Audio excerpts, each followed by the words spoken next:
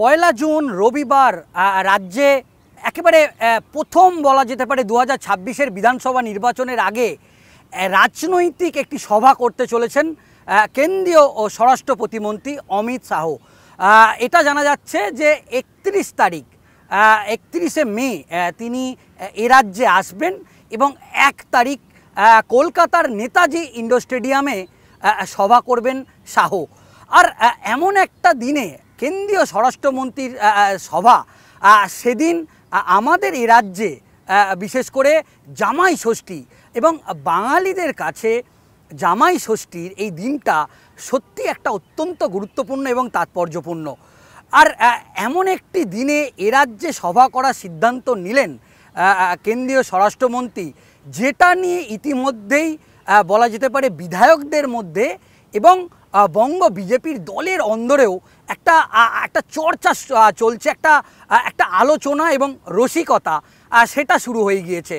একদিকে ইতিমধ্যেই শুভেন্দু অধিকারী বিজেপির বিরোধী দলনেতা, তিনি কিন্তু ইতিমধ্যেই একেবারে হুইপ জারি করেছেন যে এই কেন্দ্রীয় স্বরাষ্ট্রমন্ত্রীর যে সভা যেটা হবে নেতাজি ইন্ডোর স্টেডিয়ামে, সেখানে বাধ্যতামূলকভাবে সমস্ত বিধায়কদের একেবারে উপস্থিতি থাকার তিনি কিন্তু হুইপ জারি করেছেন। এবং এই হুইপ জারি করার পরই একেবারে বিধায়কদের মধ্যে বিধানসভাতে কান পাতলেই, বিজেপির পরিষদীয় দলের অভ্যন্তরে কান পাতলেই একেবারে কানাঘুষো চলছে। এই মুহূর্তে বিজেপি বিধায়কদের কাছে বা বিজেপি দলের কাছে একেবারে একটা চ্যালেঞ্জ সেটা বলাই যেতে পারে। কারণ রাজ্যের হোম মিনিস্টার তিনি এ রাজ্যে আসছেন, আবার বাড়ির হোম মিনিস্টার মানে গৃহলক্ষ্মী বলা যেতে পারে, বাড়ির বউ। এখন বিধায়কদের, এখন রাজ্যের বলা যেতে পারে তাদের কাছে এই জামাই ষষ্ঠী আমাদের রাজ্যে একটা অন্যতম বড় উৎসব। জামাইদের কাছে সারা বছর জামাইরা অপেক্ষা করে থাকেন এবং এই জামাই ষষ্ঠীর দিন তারা শ্বশুরবাড়িতে যান এবং এলাহি খাওয়া দাওয়ার আয়োজন করা হয়। অন্যদিকে আমরা জানি সম্প্রতিকালে বিজেপির হেভিওয়েট দাপুটের নেতা প্রাক্তন রাজ্য সভাপতি দিলীপ ঘোষ, তিনি বিবাহ বন্ধনে আবদ্ধ হয়েছে, তার প্রথম জামাই ষষ্ঠী।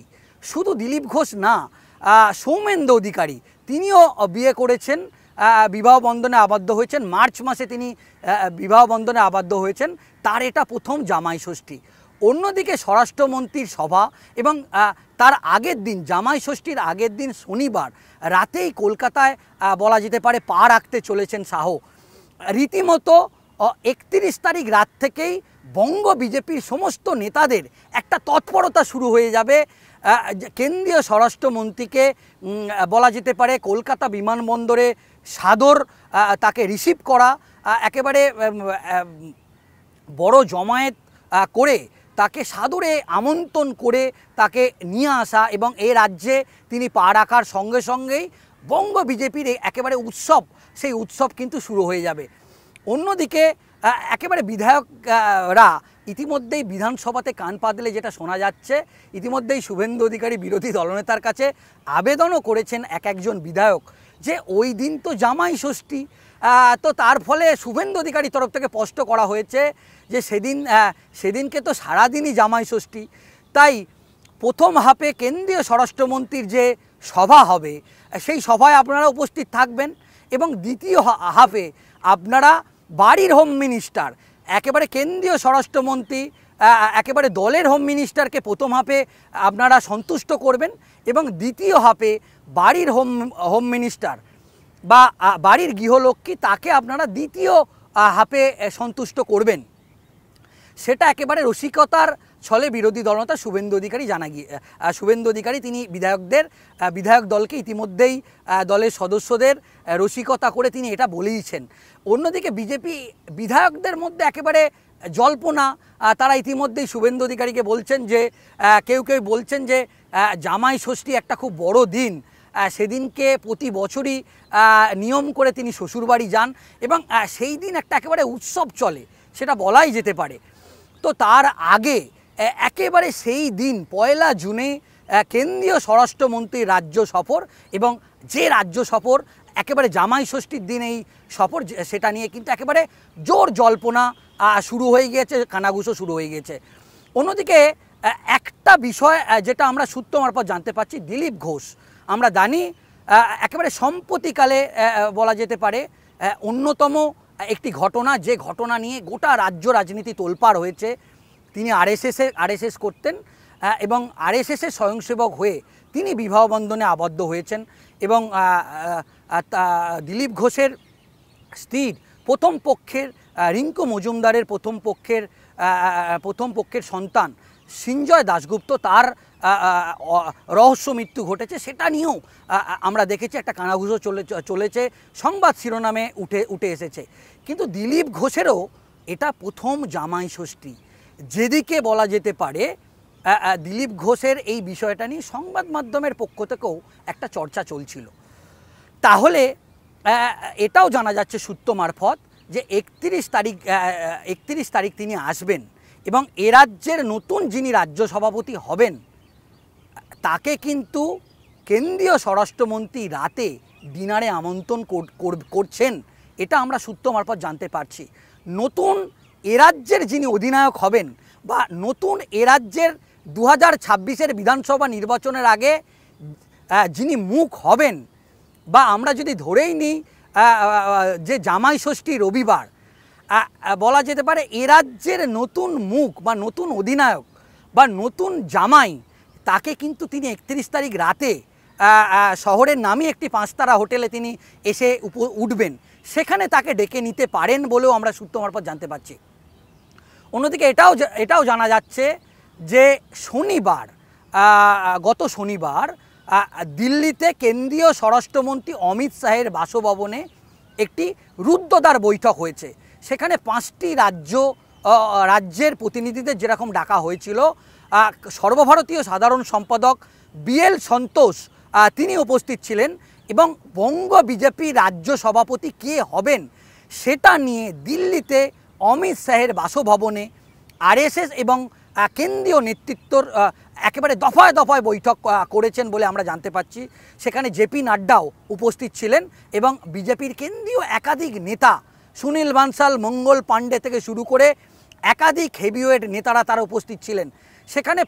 সেখানে 3টি রাজ্যের রাজ্য সভাপতি নিয়ে আলোচনা হয়েছে বলে আমরা সূত্র মারফত জানতে পারছি এবং তার মধ্যে বাংলার নতুন রাজ্য সভাপতি বা অধিনায়ক কে হবেন তাকেও কিন্তু বলা যেতে পারে সেই নাম নিয়েও কিন্তু একটা জোর চর্চা হয়েছে। অন্যদিকে আমরা এটাও জানতে পারছি 31 তারিখ তিনি এ রাজ্যে পা রাখবেন, সেহেতু নতুন কে রাজ্য সভাপতি হবেন তাকে কিন্তু তিনি ডিনারে আমন্ত্রণ জানাতে পারে বলে জানা যাচ্ছে এবং তার সঙ্গে আলাদা করে তিনি বৈঠক করতে পারেন বলে জানা যাচ্ছেন। এটাও জানা যাচ্ছে যে কেন্দ্রীয় নেতৃত্ব বা বিজেপি, অবশ্যই বঙ্গ বিজেপির একটা সাংবিধানিক আছে, তো সাংবিধানিক প্রোটোকল মেনে প্রথমে যিনি রাজ্য সভাপতি হবেন তাকে কিন্তু আনুষ্ঠানিকভাবে একটি নমিনেশন করতে হবে। যেহেতু বিজেপি কেন্দ্রীয় নেতৃত্ব একেবারে নির্বাচনের মাধ্যমেই গোটা প্রক্রিয়া একেবারে সারছেন, সেহেতু যে নামে চূড়ান্ত সিলমোহর পড়বে তাকে কিন্তু একটা নমিনেশন করা হবে।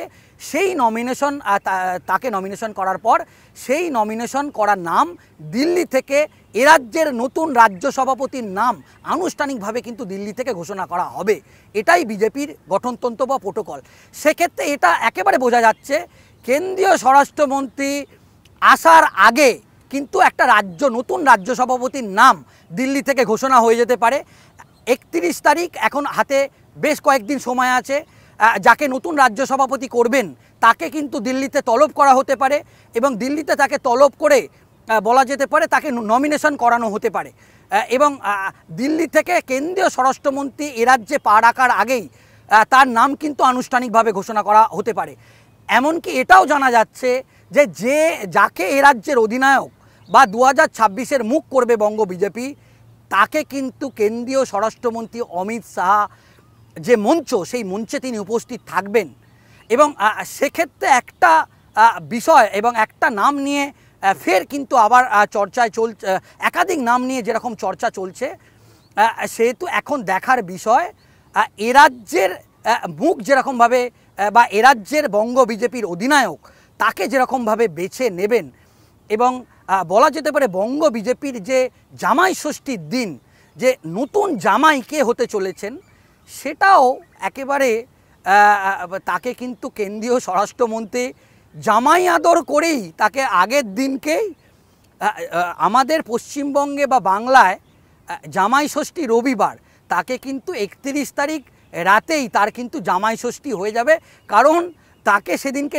ডিনারে আমন্ত্রণ করবেন এবং এই জামাই ষষ্ঠীর দিনেই নতুন সভাপতিকে একেবারে মঞ্চে আমন্ত্রণ করবেন কেন্দ্রীয় স্বরাষ্ট্রমন্ত্রী। এখন দেখার বিষয় যে শেষ পর্যন্ত একেবারে শেষ দৌড়ে কেন্দ্রীয় স্বরাষ্ট্রমন্ত্রী অমিত শাহ কাকে বেছে নেন।